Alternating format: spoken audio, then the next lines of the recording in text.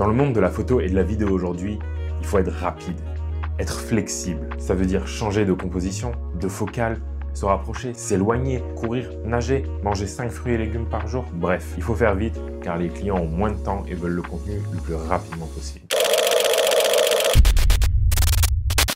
Bon, bien entendu, c'est pas une course sprint, mais vous l'avez compris, on veut gagner du temps et aussi, pourquoi pas, de l'argent.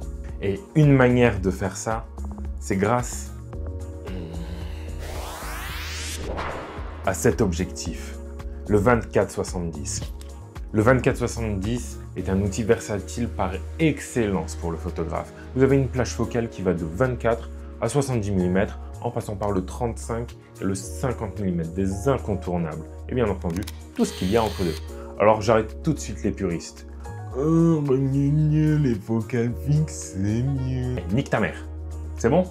Quand tu travailles avec un client en run and gun, t'as clairement pas le temps de changer d'objectif à tout va. Tu dois le suivre, tu dois t'assurer de rien louper pour pouvoir derrière délivrer le contenu qu'il faut. Il n'y a rien de pire que de suivre un mec, dire t'inquiète, je suis là pour capter ton contenu, de changer un objectif et comme par hasard, à ce moment-là, tu loupes le moment le plus important. Ça arrive tout le temps. Quand tu sais que tes scènes changent régulièrement, tu peux pas te permettre de perdre du temps à changer d'objectif ou de louper des scènes. Un objectif qui te permet d'être polyvalent est donc essentiel. Alors, excuse-moi de te dire que c'est pas ton 85 mm f1.8 avec tes sprints aller-retour qui va te permettre d'être efficace, connard. Bref, si vous débutez et que vous voulez investir dans un objectif mais vous ne savez pas lequel, le 24-70 ou ses équivalents sont la voie à suivre. C'est l'objectif qui sera le plus rentable dans votre arsenal. Et après, faites-vous plaisir.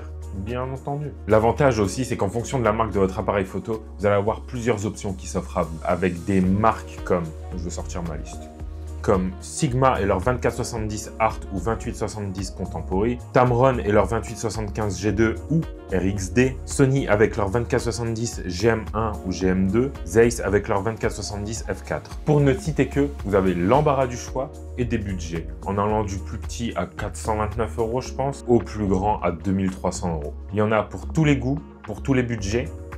Bien entendu, un objectif à 429 € ne va pas avoir le même rendu qu'un objectif à 2300, mais c'est très bien pour commencer.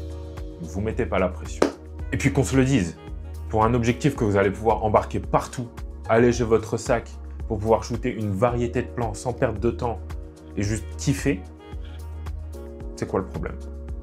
Franchement, il n'y a que des avantages. Mais je vous assure, vous allez pouvoir faire le plan de contextualisation au plan rapproché, suivi du gros plan et du plan de détail. Vous en faites pas du tout, hein.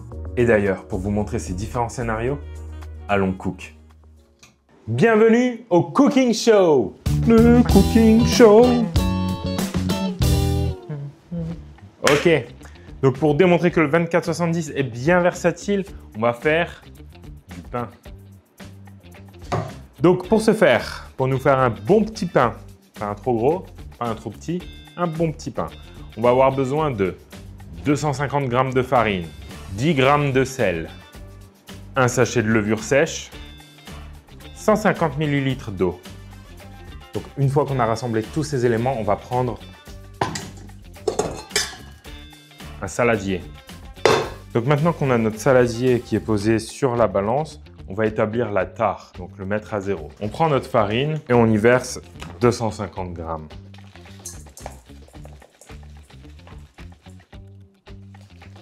Oups, j'en ai mis un petit peu plus que prévu. Donc maintenant qu'on a notre farine, on va rajouter les 10 g de sel. J'ai bien entendu oublié de faire quelque chose, c'est-à-dire de prendre ma levure et la mettre dans l'eau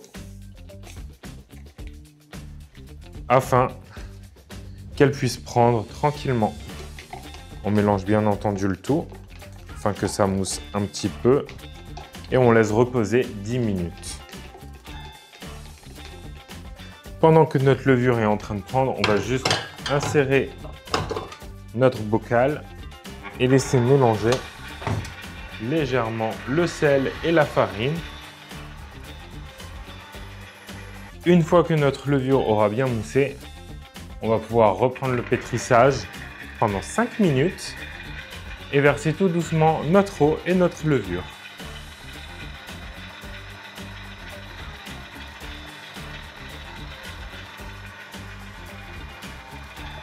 Et donc, pendant que notre pâte est en train d'être pétrie tranquillement, eh bien, on patiente.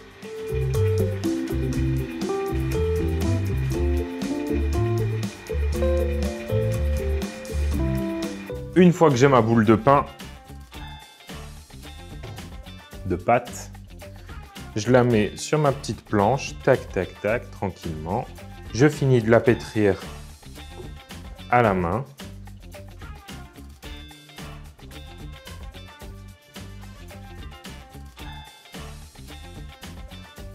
Je forme une petite boule et je vais recouvrir le tout d'un petit torchon humide et laisse reposer 2 heures. 2 heures. Je ne vous l'ai peut-être pas dit avec la liste d'ingrédients, mais il faut en effet s'armer de patience. Donc là, on est parti pour 2 heures d'attente. On se retrouve tout de suite après. Le cooking show. Nous voilà de retour 2 heures plus tard et on va pouvoir voir à quoi ressemble notre pâte. On va pouvoir maintenant la dégazer. Donc avec le poing, on entend bien l'air sortir et on va essayer de former du coup notre pain à la forme que l'on veut avoir. Donc là, j'aimerais bien pouvoir faire une baguette. Donc on va allonger la forme, voilà, comme ça. Un peu à la forme d'une baguette, sauf que ça va être une bite. Et là, on va faire les 2 boules. Hop. Une fois que ça c'est fait, on va aller l'enfourner et puis laisser cuire. On laisse préchauffer le four à 220 degrés et on va cuire 40 minutes. Donc on enfourne et puis on regarde la cuisson.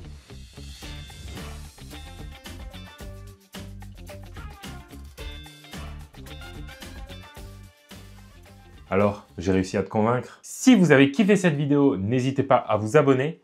Mettez un petit pouce bleu, ça m'aide énormément. Mettez un petit commentaire également pour me dire si vous avez kiffé le format. Si c'est le cas, dites-le moi, comme ça moi je vais pouvoir en refaire parce que c'est un grand kiff pour moi.